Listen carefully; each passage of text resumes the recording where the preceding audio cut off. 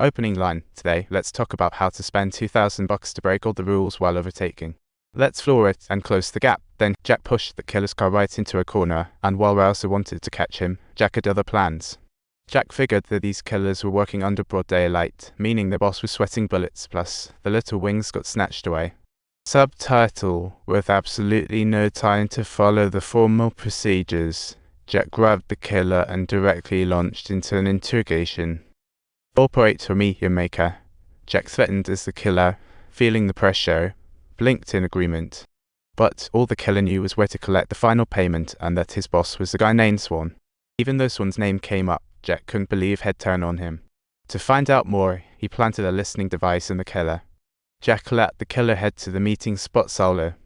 As soon as he entered the warehouse, the crew gathered for a huddle, and O'Donnell tossed out the idea that Swan was the traitor. Just as Jack was ready to argue, Rouser showed up, revealing that the cops found only the killer's body. Clearly, the mastermind wanted to reel in Jack's team too. Jack suddenly remembered the tech wizard Mallow from the New Era. Assuming he knew more, Jack sent Negri to Mallow's place, but they found the door wide open. Walking in was like entering a war zone. Mallow seemed to be in trouble, but Dix was convinced Mallow had bolted, not been kidnapped. To track Mallow down, Negri figured out a plan based on Mallow's daughter's gaming habits. Once the kid logged into the game, he could pinpoint their location. Meanwhile, Mallow was holed up at a friend's. Mallow thought he was in the clear and was ready to pop some champagne with friends to make up for lost time, only to be shocked as the sprinkler went off. He rushed outside to check it out, only to be welcomed by Jack against the wall, then quickly tied up in his own garage. Though the folks before him looked less than friendly, he vowed to never give in for the sake of his Snow White. "Mallow, get out here." As he walked in, Mallow was met with the gun from Dix and spilled all he knew. He didn't join Lanston in selling Little Wings, but helped Swan expose his bribery of the quality control department. Mallow revealed that he turned quality products into rejects and then destroyed a whole heap of them. If Mallow was telling the truth, Swan wasn't a traitor at all. Jack had Mallow call Lanston to set up a meet. Knowing Lanston, Jack was certain he'd try to attack during the meet. "He brought friends to hunt me down. When I roped you into this game, if you follow my lead, Mallow will pay you a fortune, but it's not about you and Jenny." "Where are you?" "It's just a simple question." "Don't even bring her up."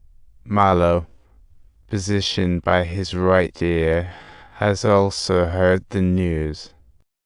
In his anxious state, he nervously asked Jack about his daughter, not realizing Lanston was watching and figuring out the trap. Lanston ordered his goons to take out Mallow, so Jack jumped in to help, shooting while dragging Mallow to safety. Seeing the firepower, Negri revved up the car to save Rouser, but Jack thought it was the perfect chance to stay behind and fight solo. Subtitles. Jack first hid himself under a truck tire, and then sabotaged Lanston's vehicle tires. Subtitles. In this maze-like location, he was prepared to take down his opponents one by one, as the entire venue gradually became unusually quiet. Realizing he was the target, Lanston ducked for cover, not knowing Jack's greatest weapon was his brain. A single phone call gave away his position, just as Jack was about to take him out. An armed helicopter swooped in, guns blazing. Jack scrambled for cover to dodge the heat, while Lancer made a break for the helicopter. Just like that, his prize flew away, and Jack was furious. He decided to go all out and fired into the sky until the chopper was out of sight, then sulkily turned away.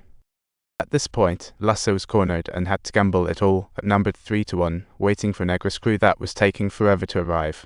Knowing he was in deep trouble, he made a risky choice. Subtitles. After giving his daughter a hug, he made her follow the instructions and rush out immediately. The very moment he urged his daughter to rush out, he charged into the flames without hesitation. His daughter had already reached the intersection. Suddenly, she heard the gunfire behind her stop, turn back in worry, only to spot a killer aiming a gun at her.